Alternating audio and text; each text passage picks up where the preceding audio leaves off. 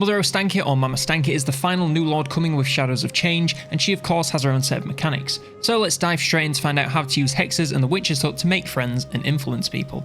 Alongside the Ice Court training montages, Ostankya's faction also makes use of a couple of mechanics totally unique to her. All of these new mechanics use Spirit Essence, a new currency Mama's faction can collect over the course of the campaign through all manner of general actions like battling, buildings, and having low corruption in your lands. It is then spent on the two new mechanics she has access to, as well as her unique section of the research tree. The Tales of the Wood section of the tree contains technologies to upgrade Mama's units, including the new Forest Spirit units only she can make use of. Alongside this, there are capacity increases for trinkets and upgrades for each of her hexes, both of which will be explained shortly. Speaking of which, hexes. These are a series of 5 effects you can unlock over the course of the campaign. They can be activated to grant your faction increasingly powerful buffs and bonuses. Purification removes all corruption from a target province. Coven's Curse Smack penalizes a hostile enemy within your lands. Jinxed Land teleports a chosen allied army to a magical forest. Bewitching Lore increases settlement income, and Recreant Spirit summons a series of beast-ridden armies into your territory every other turn. Each of these can also be upgraded through research. Purification can also prevent any corruption for 5 turns. The Curse Smack can prevent movement entirely for the duration. Jinxed Land can now teleport any army at all instead of just your own. Bewitching can increase the income of the entire province instead, and Recreant will increase the strength of armies. You unlock hexes via simply spending Spirit Essence, and once you reach each milestone, you'll need to complete a quest battle to unlock each one for use in game. Some of the costs are fairly insane, so be sure to use them basically constantly if you ever want to finish your campaign. Speaking of which, once all the hexes are unlocked, you'll gain a questline to perform the final Malediction of Ruin hex, which will earn you a campaign victory once completed. And if you want footage of that battle, too bad. It takes 1500 Spirit Essence to unlock the final hex, and the most you can possibly spend per turn is like 50. So no thanks, I've got better stuff to do with my time, like play Baldur's Gate 3. The other mechanic is the Witch's Hut. This is the other area where you can spend Spirit Essence, and this time it's to create various blessings and curses to use in your own and enemies' armies in battle. They work like banners and items that you can place on both armies, and come with a whole range of effects depending on their ingredients and combinations. There are 18 ingredients, and each can be unlocked by alliances or battling with different factions in game, and each one will add different effects to your final creation. You can manually build using ingredients, or simply select from one of the preset options on the right to save some time.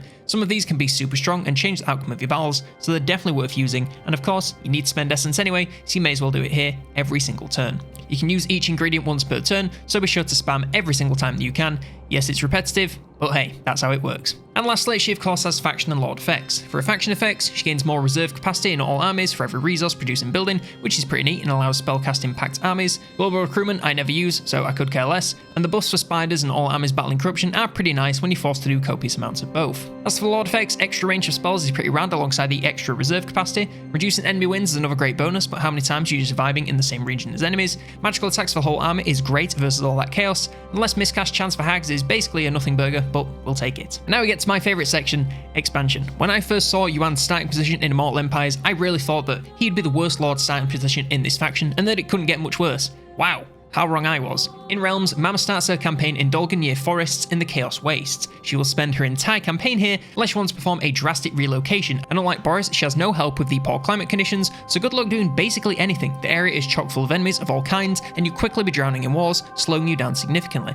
The only way out is through, so push north chasing corn before spreading out to the east to take down the ogres and greenskins, since they'll only cause you problems later on if you let them live for now. After this, you'll want to head north to take out Kairos and Azrael to prevent any chaotic incursions from the north. This is all while defending or taking out Kugath in the west and all of the many other chaos factions in basically every direction. Get some friendships going with Cathay and Kislev ASAP if you want to survive, especially since Mama can't use basically the entire Kislev roster until she's either the owner of or in alliance with the owner of one of the 3 Kislev major cities. So, all of this fighting, and you're limited to the admittedly kind of OP Akshina ambushes in the mishmash of monster units. Have fun. Oh yeah, and spend Spirit Essence like your game depends on it, because it does. Get those other hexes online as soon as possible with quest battles to spread your armor even thinner, and just pray that you somehow survive.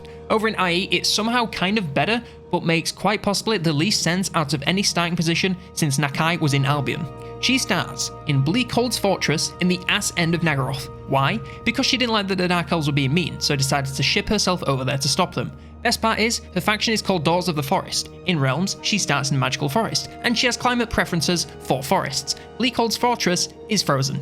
I know it doesn't matter, but come on guys, show a little bit of effort. Anyway, it's the same objective as before, so spend essence to get hexes as soon as possible. Everyone hates you here, but this time it's Dark Elves, not Chaos, so, you know, at least a change of scenery. Head south with that starting war before immediately taking the fight to Marathi to remove the largest nearby threat. And don't forget to send a postcard over to the Kislev homelands, because you still need an alliance to unlock their full roster.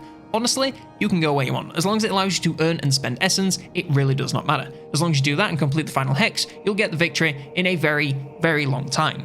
And that is everything on Mama Stanky. Let me know what you think of this new Kislev faction and her mechanics in the comments below. Like, subscribe, and if you want to know what new stuff Kislev is getting in battle, then check out this video explaining all of their new units.